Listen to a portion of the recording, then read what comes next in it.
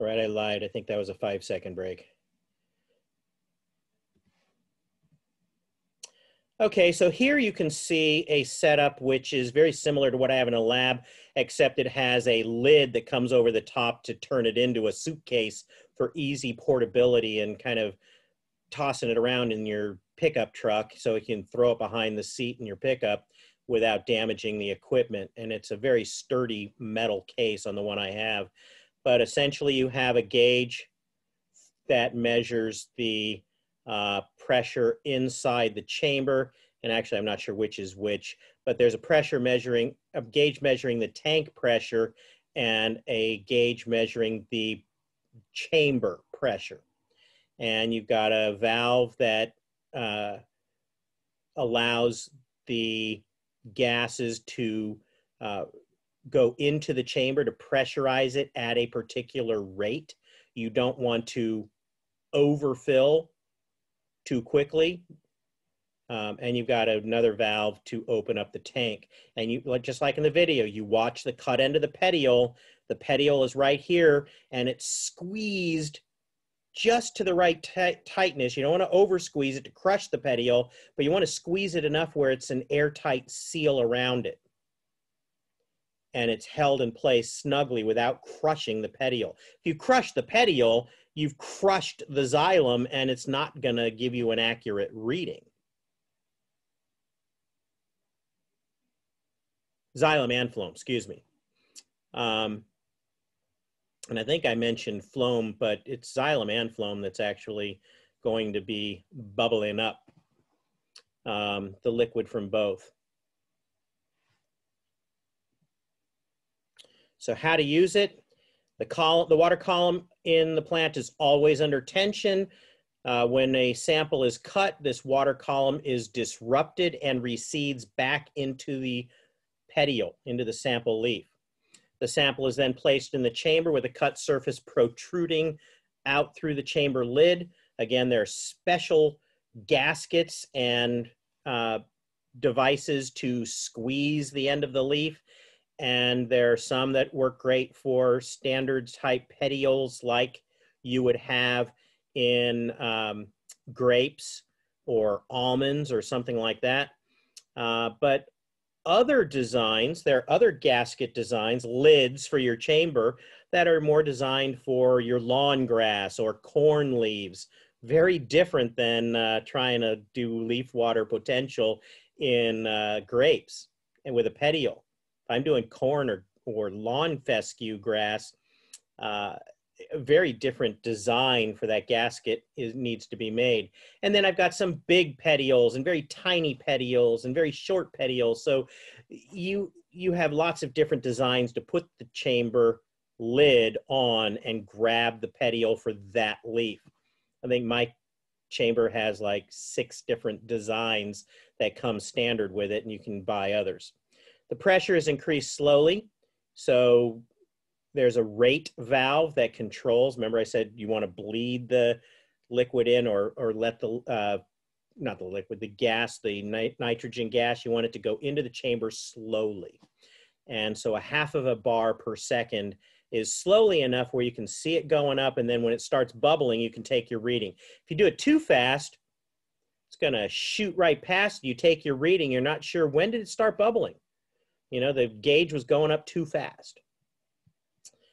With the leaf inside the chamber, the measurement is made by simply increasing the pressure in the chamber until water begins to come out of the xylem that is exposed at the petiole cut surface.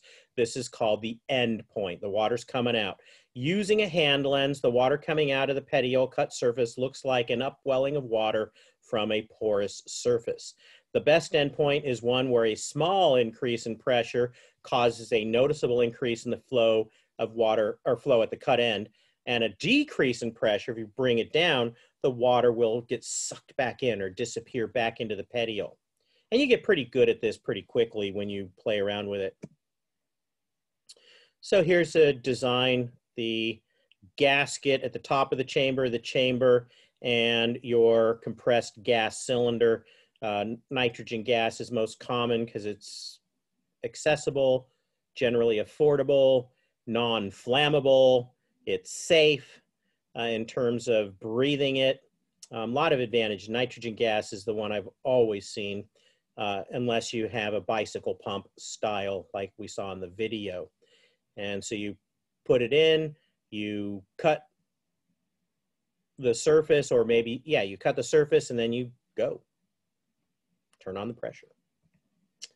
What the numbers mean. Low pressure readings mean the plant is under relatively low moisture stress, high water potential. High water potential means low stress.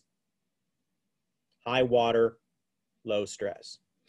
And alternatively, high pressure indicates a high moisture stress or low water potential. There's a low amount of water in the petiole. It's under higher tension, so it takes more pressure to get it out.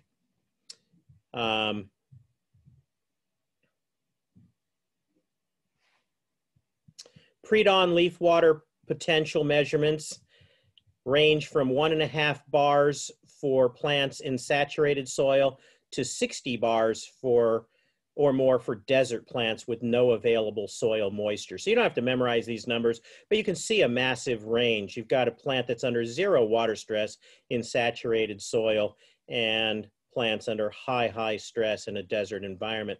The readings of most plants are generally between 3 to 10 bars. That's a more typical range for most plants, depending again on the species, which end of this 3 to 10 you might be in. Midday readings should comprise multiple plants in different locations and will be between 5 to 17 bars, again, depending on species.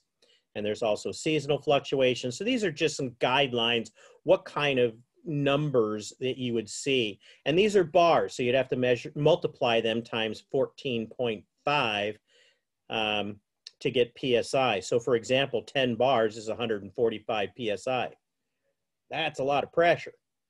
You know, even the high pressure old-fashioned racing 10 speeds are 80 PSI, and that's a lot of pressure. These are 145, and then 17 bars, you're at a lot more than that. At 60 bars, holy moly.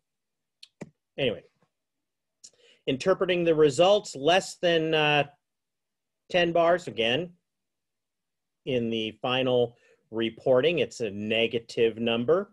Less than 10 bars, no stress. 10 to 12 bars, mild stress. 12 to 14 bars, moderate stress. -14 and -16, high stress. Above -16, severe stress. And this is a general rule, a general guideline, an example. What you would have in your crop, in your situation, is going to vary a little bit, but this is a pretty good range, and it is specific for wine grapes. So that's why I'm giving it to you as this table. Different crops are going to have different numbers, but even within wine grapes, you've got to come up with what numbers make sense for you based on which type of measurements you're doing. These wine results, and I didn't make this table, but I'm assuming this table is based on leaf water potential, since that's the one that was reported earlier in the same slideshow as the one used in grapes, the leaf water potential for grapes. And I forgot to ask the person who did this presentation for me, one of our old technicians wanted to do some practice teaching, so she made this presentation and did the lecture a few times to get some experience. Industry use, utilized in vineyards and orchards, increasing popularity in row crops. Again, the higher the value of the crop, the permanent crops get more attention. If you're dealing with vineyards, you're dealing with orchard trees like almonds and pistachios and cherries and apples. Getting irrigation right is crucial. These are trees and vines that are going to be there for a long time, and they're worth a lot of money. Is it worth it? You've got very razor thin margins of profit when you're talking about strawberries, or you're talking about lettuce, or you're talking about baby leaf spinach. Are you going to go out there in your baby leaf spinach and do these kinds of tests? by the time you get the data back, is it really going to make much difference? Are you going to change your irrigation based on this? You got to make those decisions. And as we move forward, more and more people are starting to say, yeah, I think it is worth it. I think I am going to add this. 20 years ago, nobody in the row crops was using this kind of practice. Now, it's getting more and more popular in certain row crops in certain areas with certain growers. But you're trying to orchestrate your water management scheduling. That is the key. That's where this data is being used.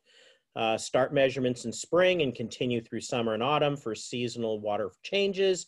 Measurements typically done just prior to irrigation and 1 to 2 days after irrigation. That depends on the acreage you're dealing with, the time availability for doing this work, and other factors affecting the water potential that might influence what you're going to do. You can get indications of disease pressures and other stresses that can be part of the picture. If I've got lots of soil moisture, but plants are under high stress, what's going on? Why is that happening? That would be an unusual thing. That would be an indication something's causing these plants to have high water stress. Is there a root stress problem with a disease, nematodes, or something like that? 5 to 10 samples per orchard or vineyard is usually sufficient. Lots of variables, from the soil type to irrigation uniformity to sample selection of different individuals, must be considered when achieving the optimum sampling strategy within 30 to 60 minutes per orchard. You can't do one of the leaves at 11 o'clock, and by the time you get to the last leaf, it's 4 in the afternoon because you got distracted with your PCA activities, walking the fields or something. No, you got to get out there and bang, bang, bang, bang, bang. You take all of the samples within the same general time frame, same time window. Very important. So, pressure bomb, is it worth it? I say yes. Megan says yes. A lot of the growers say yes, especially when combined with the baseline standard estimates and measurements, measurement conditions conducive to less variability. So temper extreme, soil types, seasons, and all that other stuff. You put it all together as a package and you have a picture to help you with your irrigation management. Now, I did say earlier that there are 3 big things you're looking at. Well, 3 big water things: the evapotranspiration, the soil moisture monitors or meters, like in tensiometer, and this pressure bomb. But you're also taking into consideration, do I have sandy soil, clay soil? What kind of crop? What's my crop density? What's the age of my crop? What kind of microclimate do I have here? There are a lot of things kind of tweak your final decision on your irrigation management strategy. Some of the row crops, and some of the reason why some people say the pressure bomb isn't worth it, some people with the row crops, because of your spray schedule, your harvest schedule, your other labor schedule, before you even plant, you don't even give a damn about the weather.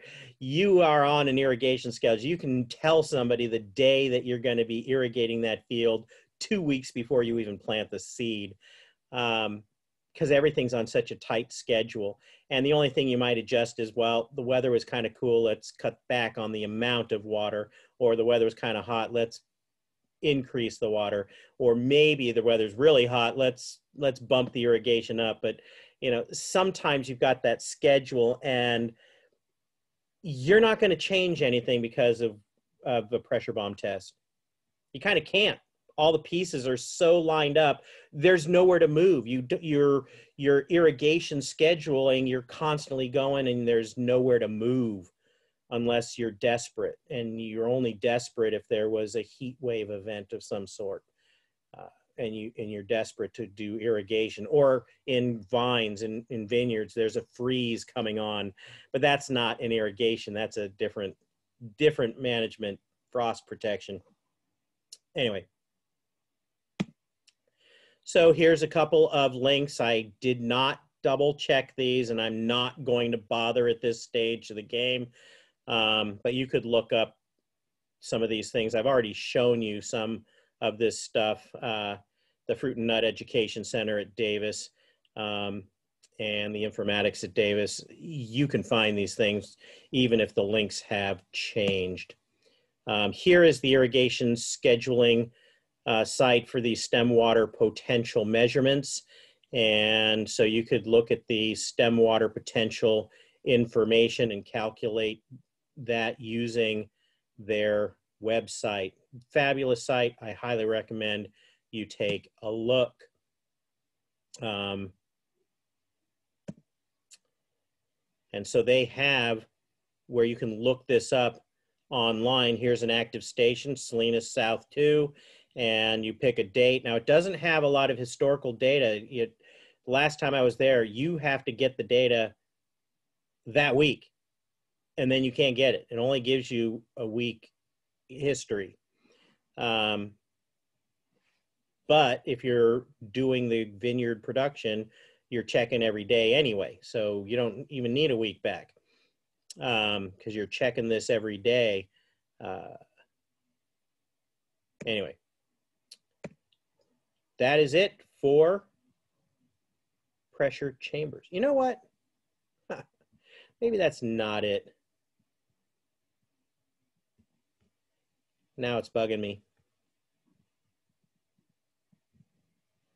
Said I'm not going to check. I lied.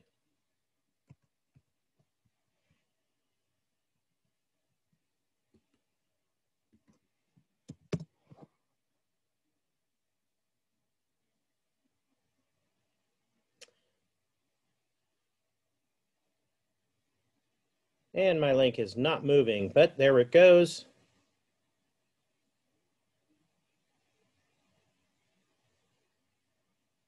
There it is.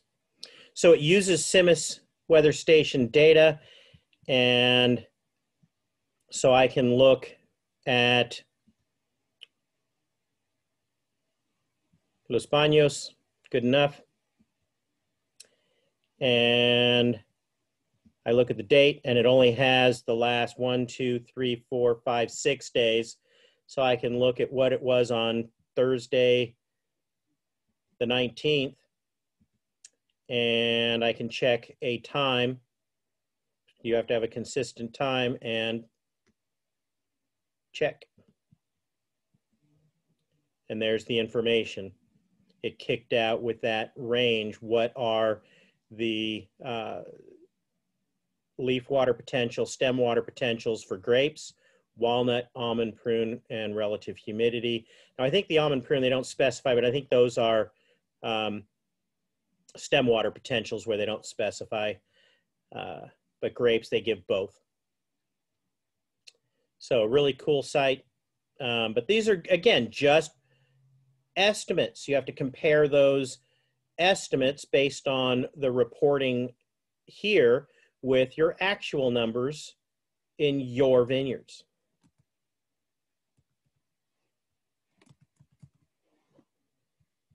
Now that's it.